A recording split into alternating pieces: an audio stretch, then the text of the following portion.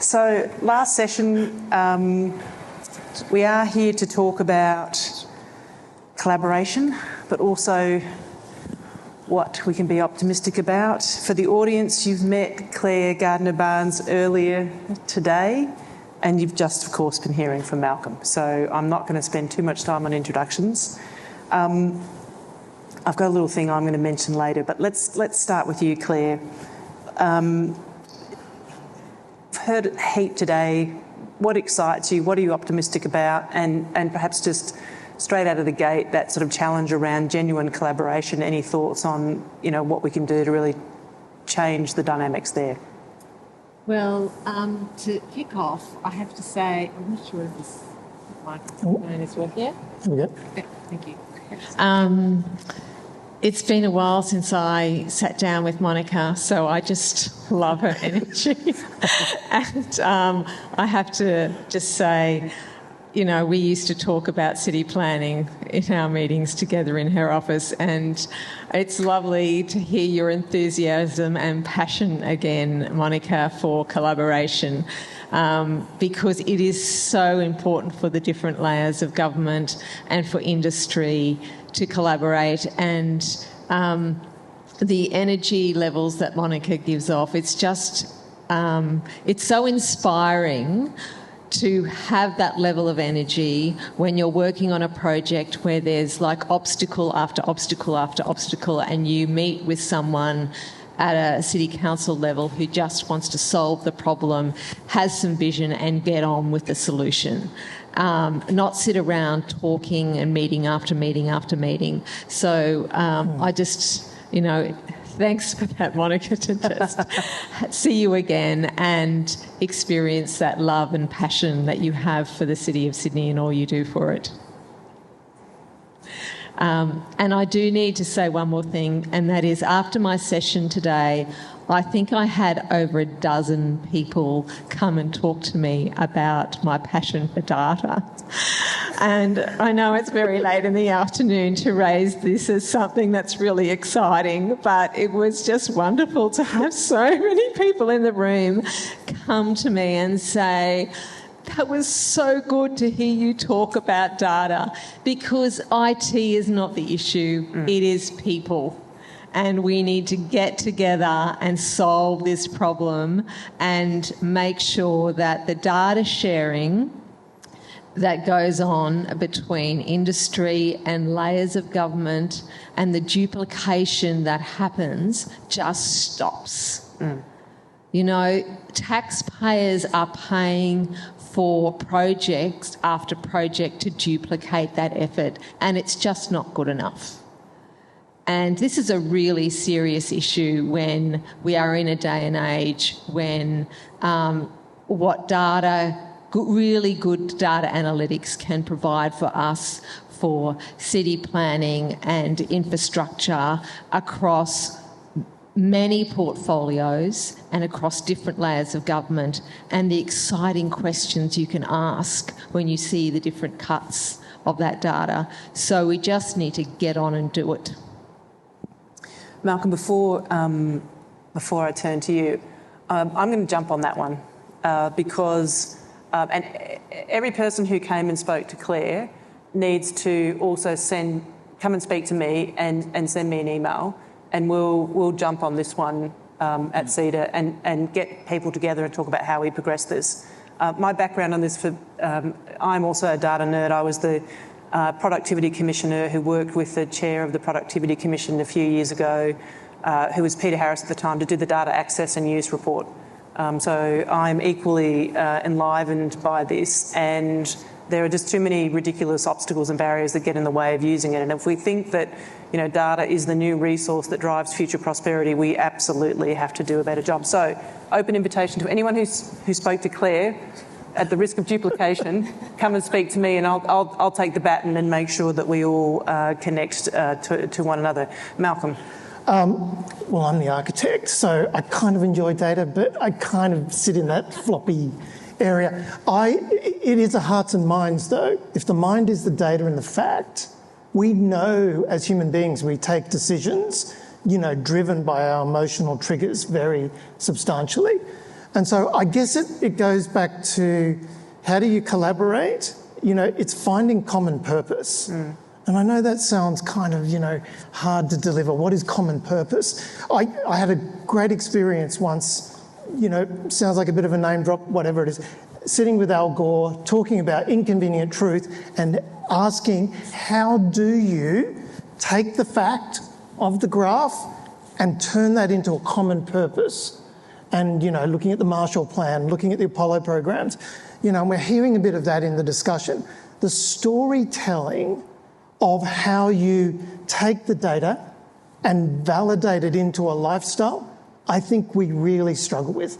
I think it's what we heard Adrian alluding to. The creative industries can help us look at ourselves through those things. And I think the driver that I found doing work in some deprived societies was this projection of hope in the next generations, or the responsibility that comes. If you can start to trigger some of those, more emotional conditions of our human thing, together with the facts that allow us to prove it, I think it's the marriage of those two conditions that allows us to have common purpose, to collaborate. Yeah. I forgot to do one thing too, I'm sorry. Liz Ritchie was meant to be on stage. She's an apology, she had to run, so please let me apologise on behalf of her. She asked me to do that, and because I'm so engrossed in this conversation, I forget these little things, so I apologise. I'm going to jump in on that. I think, one of the, and the reason I remembered to apologise for Liz is because I was going to channel her comments. And she's talking about regions, and I think she did a really good job of getting us to think about changes in preferences and lifestyle and wellbeing, but also centring so many of her comments in the sort of humanity of it, and for want of a better description. And I think that's the opportunity space. I'm optimistic because I think it's so important that we're going to have to all drive at it. But if I can give you an example of where I think, an example that I think demonstrates both the pressure and the criticality, but also the risk. I do a bit in the aged care space, wearing a different hat, and it's been interesting to watch all the conversations around the shift to home care and people wanting to live in home longer. Of course they do, and delivering services, and that's really important. But if we don't match the social infrastructure needs with that, then the quality of life for our older Australians, our parents, our grandparents, isn't going to be what it ought to be. So if we are good at providing care into their homes to allow them to live in their home, but they don't feel safe to leave their home, if the social infrastructure around them doesn't enable them to be safe and happy and access their broader community easily, then it's not really going to be the life that we're imagining for them. So I think the financial pressures and the fiscal pressures are there to be looking to change one model, but I think that's a really strong theme that's come out through all of our conversations is the holistic nature of things. I'm going to come back and ask you one specific question about how we think we drive change. And I'm going to give you an example, and I said I was referencing this. I was listening to conversations about housing, and of course we're all fairly focused on this at the moment. And I wanted to join this to the comments on circularity. So there's been a lot of conversation about infrastructure investment and planning, and it's very important. But we had an intern at CEDA last year who did a report on his solution for solving the housing crisis, right? Which, by the way, was to rent your rooms out. So, according to his research, there are 12 million spare bedrooms in Australia. So rather than build new ones, perhaps we could rent out the existing ones, right? For those of you in Sydney, there's over 1 million dwellings that have 2 spare rooms in them. Now, we're all going to chuckle a little bit. I've got a spare room. I'm using it as an office. But the reason I'm a bit pessimistic about this is because, of course, one of the challenges here is stamp duty. And we've been talking about stamp duty for about 10,000 years, it seems, just like we've been talking about harmonisation for about 10,000 years, and skills recognition. So I'm tend to be optimistic, but this causes me to be a little bit pessimistic. So what can we do to change that? Any thoughts on that? For me, it comes back to each of us being brave.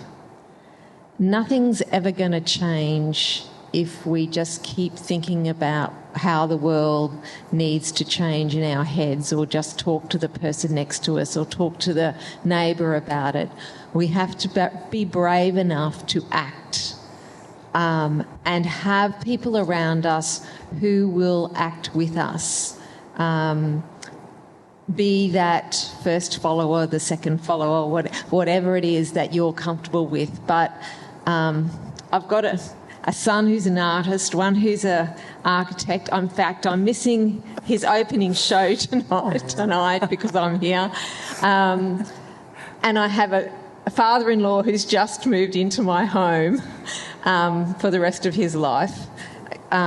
Fortunately had a cardiac arrest that he survived because it happened across the road from a hospital.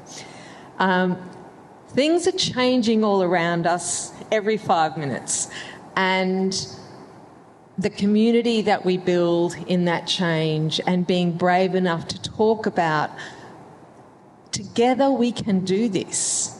We can act together and make that change, and we are actually powerful.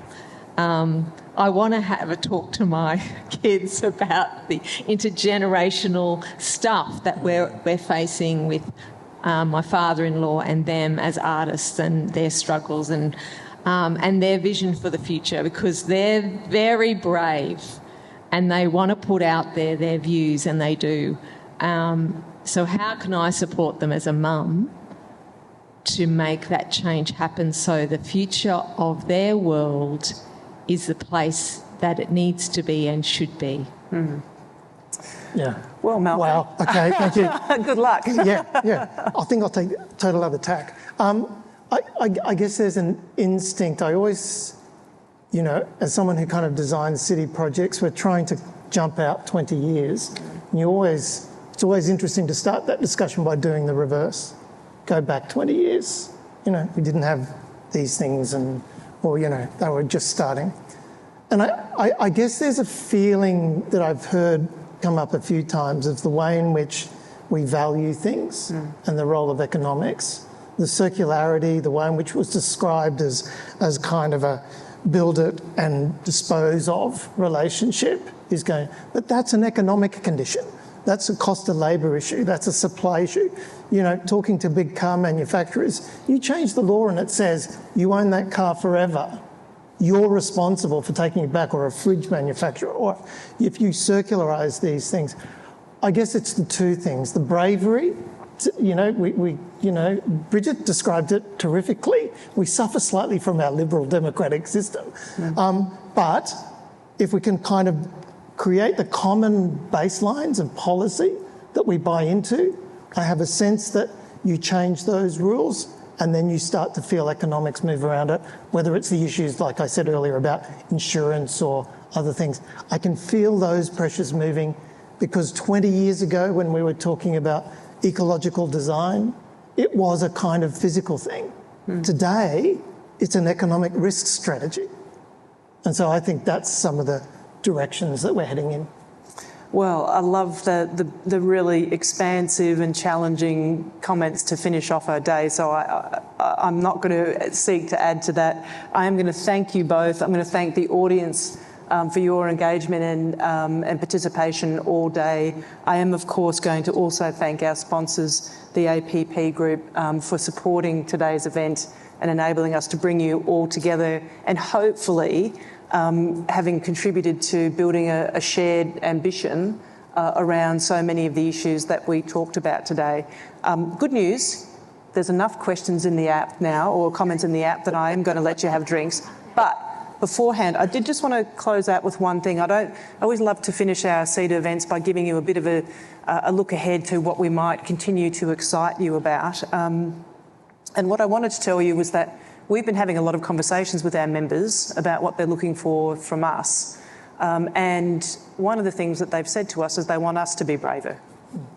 And so we're going to take that challenge, and we are going to be doing some work which is, I think, about building some shared goals and objectives across the membership for our nation long term, to use those goals and our engagement with members to be persistently brave in ensuring that the things that have to happen to embed our future prosperity, to build resilience, actually get done, so that in 5 years' time I can't come and sit down and talk about the fact that we're still polishing the same problems and still talking about the same solutions. So I just wanted to sort of put that flag out there for you. We're pretty excited about it. We are going to be communicating with members about this over the coming weeks and months. But for those of you who want to be involved in what we're sort of calling Progress 2050, please reach out to me and the team, and we'll try to keep you in the loop and encourage you to challenge us to continue to be brave. We've also got some fantastic events coming up. We've got the Climate and Energy Forum in Brisbane in early May, and if I can say so, an absolutely cracking State of the Nation in Canberra, which of course you know is a cornerstone event for us, but we've got a fantastic program there. So if you haven't had a look at that, please do so on the website. With that, it is now time for drinks, and thank you all again for being here.